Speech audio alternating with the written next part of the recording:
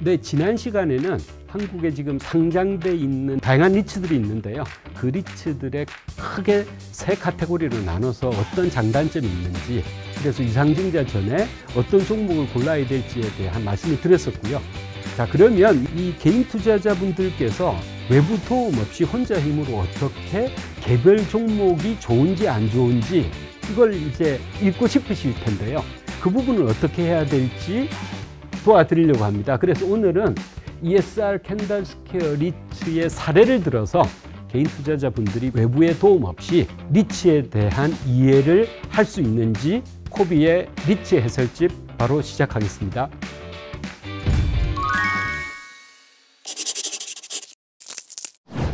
우선 가장 쉬운 방법은 ESR 캔달스퀘어 리츠라고 검색을 하시면요. 웹사이트가 나옵니다. 웹사이트에 오른쪽에 보시면 인베스터 릴레이션십이라고 나와요.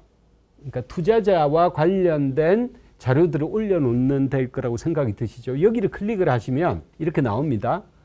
인베스터 릴레이션십 해서 IR 자료실, 인베스터 릴레이션십 자료실이 있으니까 자료실을 보면 자료들이 나오겠네. 근데 아니나 다를까 2024년 하반기 삼성증권에서 주관한 K리츠 코퍼레이트 데이부터 해서 결산 자료까지 공시 자료들이 쭉 있어요. 그래서 한 가지 생각할 수 있는 부분은 여기 삼성증권이 이런 행사를 주관하는 걸 보니까 삼성증권이 리츠에 대해서는 분석을 많이 하고 활동을 많이 하나 보다 라는 생각을 하실 수 있을 거예요. 그리고 여기를 클릭을 해보시면요. 자료에 보시면 ESR 캔달스퀘어 리츠 개요가 이렇게 나올 겁니다.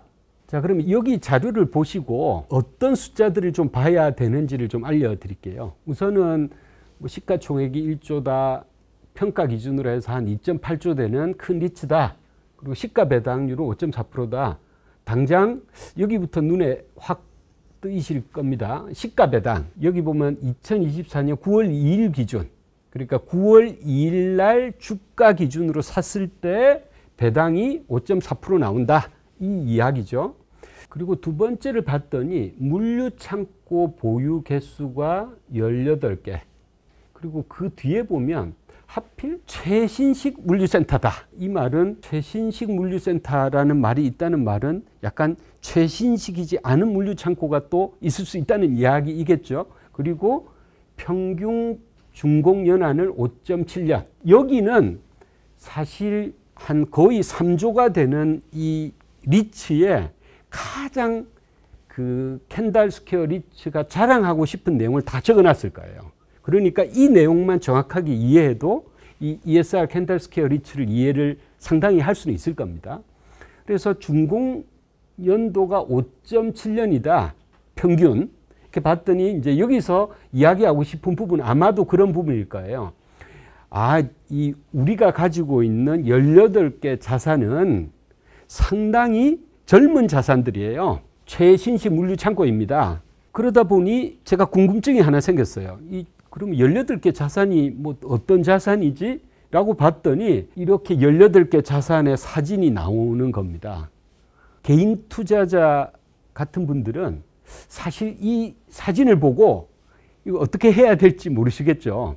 사실 저 같은 경우야 이걸 업으로 하던 사람이었기 때문에 뭐 자산들 보면 이 자산이 어떻고 이 내용을 좀 알 수는 있지만 일반 투자자들이 사진을 보고서 이 자산이 어떻는지는 알기는 상당히 어렵습니다. 하지만 캔달에서 이야기한 대로 18개 자산이 상당히 젊은 자산이다 라는 게 있고요. 두 번째는 임대율이 99.4%나 된다. 이 이야기는 되게 중요한 이야기 같아요. 왜냐하면 이 기사는 저희 코비트에 나와 있는 기사인데요. 우선 여기를 좀 보실까요? 상온 수도권 물류센터 공실률을 봤더니 17% 정도 됩니다. 저온인 경우에는 41%가 돼요. 그 이야기는 두 개 중에 하나는 통째로 텅텅 비어 있다. 그리고 상온도 17%나 공실이 있다. 그래서 저온 물류 창고 같은 경우는 워낙 임대인들이 임차인들을 구하기 위해서 혈안이 되어 있다 보니까 이 임차인들이 사기를 부리는 경우도 생기더라. 이런 기사가 있어요. 시장이 이렇는데 캔달스퀘어 리츠의 임대율은 상당히 높구나. 그러면 저희가 판단해 볼 수 있죠. 첫 번째는 이 자산이 되게 좋은 자산인가? 두 번째, 그러면 이 임차인은 누가 있지? 라고 봤더니 여기 나옵니다. 이커머스 및 3자 물류 임차인 비중이 81.8%다. 물론 여기도 이 켄달이 아까 말씀드렸지만 3조짜리 포트폴리오를 자랑하는데 중요한 포인트라고 해서 적어 놓은 걸 텐데요. 이커머스 하면 여러분들 어느 회사가 떠오르세요? 네, 쿠팡일 겁니다. 쿠팡 같은 이커머스 회사하고 3자 물류, CJ 대한통운 같은 회사들이 3자 물류 회사일 텐데요. 이런 회사들이 전체 포트폴리오의 82%를 임차인으로 차지하고 있어요. 이 이야기는 뭐냐면 쿠팡하고 3자 물류는 성장하는 산업이잖아요. 성장하는 임차인이면 공실 리스크도 낮고, 그 다음에 두 번째 또 뭐죠? 왜 비즈니스가 잘 되니까 임대료를 올릴 수 있는 확률도 높을 거다라는 이야기입니다. 켄달스퀘어가 임대율과 이커머스 임차인 비중을 가지고 하고 싶은 이야기는, 그리고 더 재밌는 부분은요, 이게 이제 외국 자산운용사의 IM을 보면 영어로는 웨일이라고 합니다. 2.8년 임대기간이 남아있다 이거예요. 그 이야기는 뭐냐면 2.8년 동안은 임대가 100% 쭉 차 있다는 이야기예요. 그러면 2.8년 동안에 시장이 어려워도 일단 기본적으로 임대료는 99%가 유지가 된다는 이야기인 거죠. 자, 그러면 여기만 보시면 이게 상당히 좋아 보입니다. 그리고 이 하이라이트 부분에서는 유상증자 승고한 부분이라든지 국민연금이 투자했다든지 글로벌 리츠에 편입돼 있다. 이 이야기는 제가 다음에 한번 글로벌 리츠 편입대 의미가 뭔지를 다시 한번 살펴볼 생각이고요. 그리고 또 하나 이제 보셔야 될 게 부채 비율인데요. 부채 비율이 52%다. 그 말은 자산 대비 부채 비율이잖아요. 그러니까 자산을 봤더니 감정평가 기준으로 한 2.8조가 되더라. 그럼 2.8조에 대략 50%만 하면 1.4조는 투자금으로, 1.4조는 외부에서 빌린 돈으로 투자를 하고 있더라 라는 거죠. 사실 이 개요만 보더라도 이 ESR 켄달스퀘어 리츠의 정체에 대해서는 상당히 많은 정보를 저희가 알 수 있습니다. 그런데 우리가 투자를 하는 이상은 돈을 벌고 싶을 거잖아요. 그럼 돈을 버는 데 있어서는 숫자가 또 들어와야 됩니다. 그래야 이게 돈을 벌 수 있는 건지 알 수가 있으니까, 아까 처음에는 제가 그 웹사이트에서 IR 자료를 보고 정보를 얻는 법, 두 번째 기사에 나온 자료를 읽는 법, 세 번째는 이 자료는 삼성증권에서 종목 분석한 리포트입니다. 증권사에서 왜 그 주식도 보면 기업들 종목 보고서 내잖아요. 똑같습니다. 리츠에 대해서 보고서를 낸 건데요. 사실 이 앞에 짤막하게 내용이 있고 그 다음부터는 전부 이런 숫자들이에요. 사실 이 숫자를 보고 개인 투자자 같은 여러분들이 이해하시기에는 상당히 어려운 부분이 있을 겁니다. 그래서 저는 오늘 이 전체 내용 중에서 가장 중요한 한 가지만 우선 설명을 드리려고 합니다. 그 부분은 바로 영업수입, 영업이익, 순이익. 사실 이것만 보면 되는데요. 제가 설명드릴게요. 우선 여기 자료를 보시면 2023년 영업수익, 영업이익, 순이익 이렇게 나오는데, 제가 이걸 좀 내용을 바꾸겠습니다. 임대수입. 사실 리츠는 부동산에 투자하는 거잖아요. 그렇다 보니까 기업들은 수입 자체가 핸드폰도 팔고 가전도 팔고 반도체도 팔고 이런 매출이 다양한 곳에서 나오는데, 부동산에 투자하는 리츠는 굉장히 단순합니다. 임대료 수입밖에 없어요. 임대료하고 관리받는 거. 그래서 임대 수입이 1020억, 그리고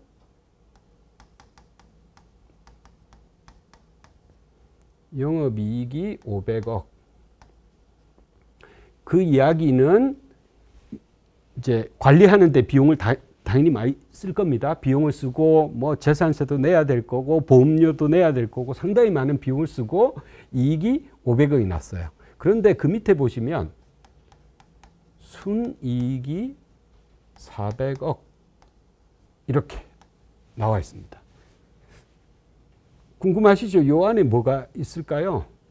네, 이자가 있습니다. 아까 그 LTV 차입 비율이 52%라고 했죠. 그러니까 이 자산들을 사는데 필요한 자금의 약 50% 정도는 외부에서 돈을 빌려서 투자를 한 거죠. 그러니까 돈은 값이 있으니까 빌린 데 대한 이자를 내야 되니까 이자가 100억이라는 이야기이겠죠. 근데 이제 2024년 이 예상치입니다. 삼성증권의 예상치는 1120억. 영업이익은 560억.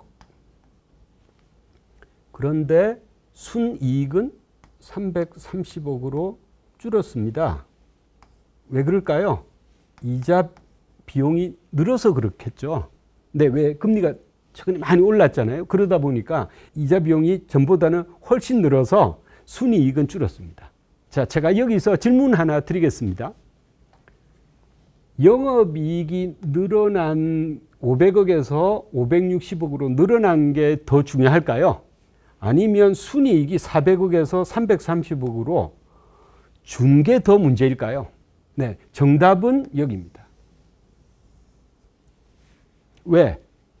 부동산 투자는 금리에 배팅하는 게 아니잖아요. 부동산 투자는 기본적으로 임대료 수입에 투자를 하는 겁니다. 그리고 이자 비용이 오르락 내리락 해서 제 수익이 늘 수도 있고 줄 수도 있는 거는 덤인 거예요. 왜냐? 우리는 금리에 투자한 게 아니니까. 그러면 결국 영업이익이 10% 이상이나 증가한다고 기대를 하고 있는 거죠. 임대수익도 올라서. 순이익이 준 부분은 이자 때문에 순이익이 준 부분은 나중에 금리가 떨어져서 이자 비용이 줄어들면 순이익은 늘어나서 재배당을 더 받을 수 있겠죠. 결국 이자는 어떤 시기적인 요소. 이 시기에는 금리가 오르니까 투자하기가 좋지 않은 환경이네. 내가 투자를 미뤄야지. 또는 금리가 내리니까 투자하기 좋은데 이런 식의 타이밍적인 요소일 뿐이지 투자에 대한 근본적인 의사결정은 이 영업이익에 있다는 겁니다. 그러니까 우리가 삼성증권에서 만든 이 리포트가 상당히 많은 숫자들이 있는데 그중에서 가장 중요한 숫자는 오늘 이해를 하셨습니다. 그리고 다음 시간에는 그 나머지 숫자 중에서 또 중요한 숫자를 이해하셔서 리츠에 대해서 이해하실 수 있게 도와드리려고 합니다. 오늘 이상으로 마치겠습니다. 다음 시간에 뵙겠습니다. 네, 리츠에 대해서 많은 궁금증들이 있으시죠? 주저하지 마시고 댓글에다가 궁금증을 남겨주세요. 코비트가 좋은 답을 찾아서 영상으로 설명드리겠습니다. 많은 댓글 부탁드립니다.